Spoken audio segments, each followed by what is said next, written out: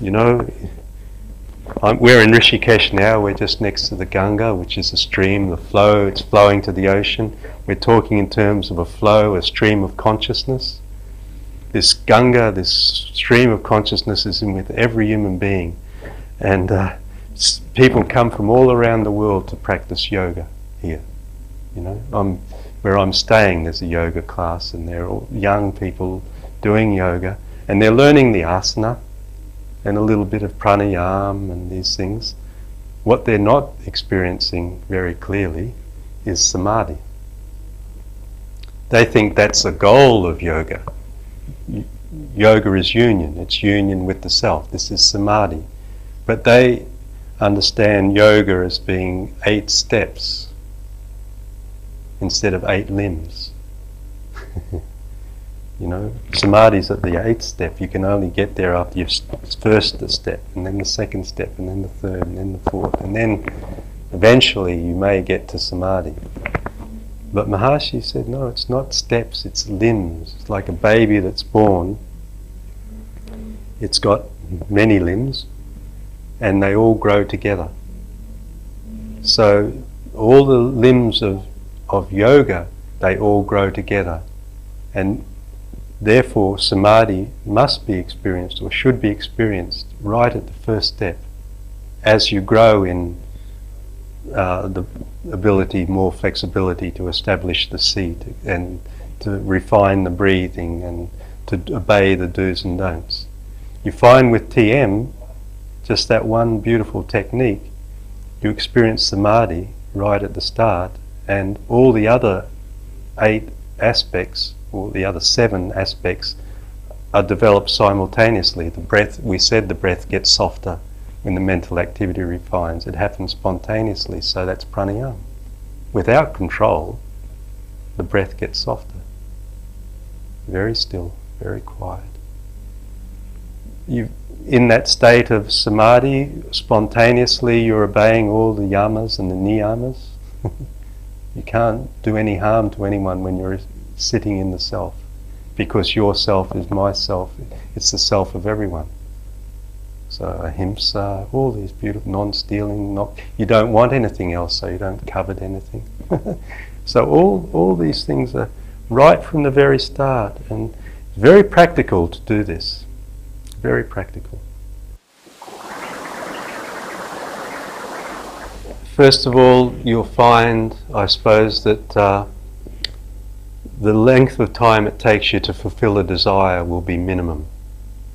Now, when we're using less of our potential, when we think a thought, it can be involve quite a deal of activity before we're able to fulfill that thought.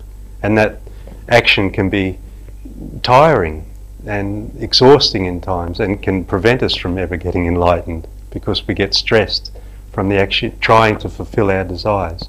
Whereas an enlightened person, they have a desire, and because they're totally integrated with the Absolute, which Maharishi has described, that underlying field of consciousness as the home of all the laws of nature. All the devas, all the devatas reside in that field of consciousness.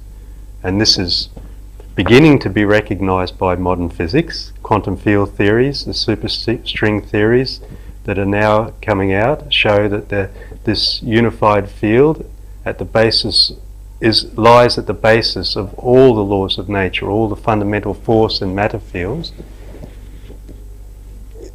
emerge from a unified field, one unified field.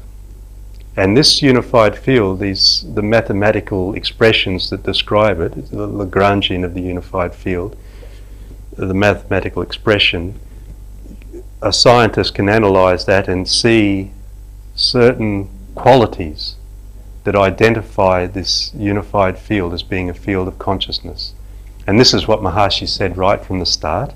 This unified field, this absolute at the basis of all of natural law in physics, Maharishi says it's the same. There's no two absolutes.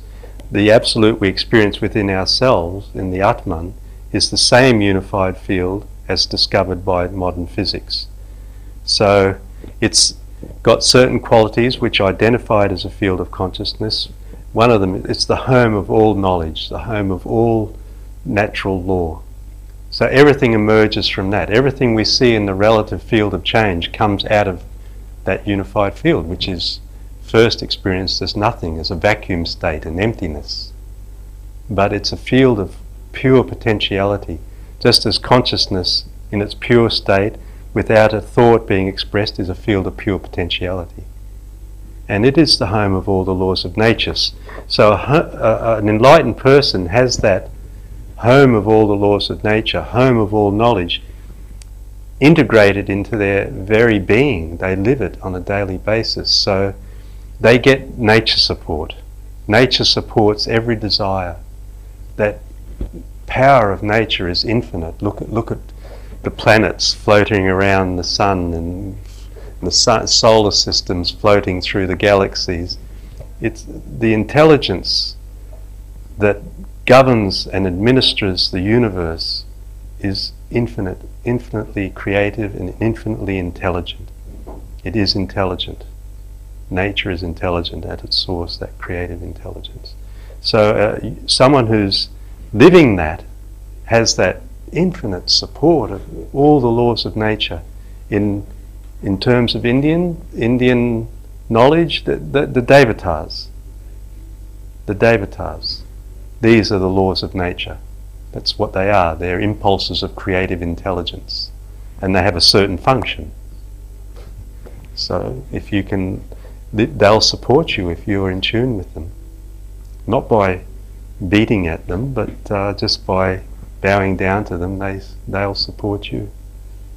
And an enlightened person has that support. So whatever's necessarily at that moment, that's the thought that'll rise. And between that, they'll just be experiencing the self. There's an old saying, before enlightenment, fetch water, chop wood. After enlightenment, fetch water, chop wood. According to your nature, you'll still have your own nature. You'll still be an individual in your reactions, relationships with people around you. Yes.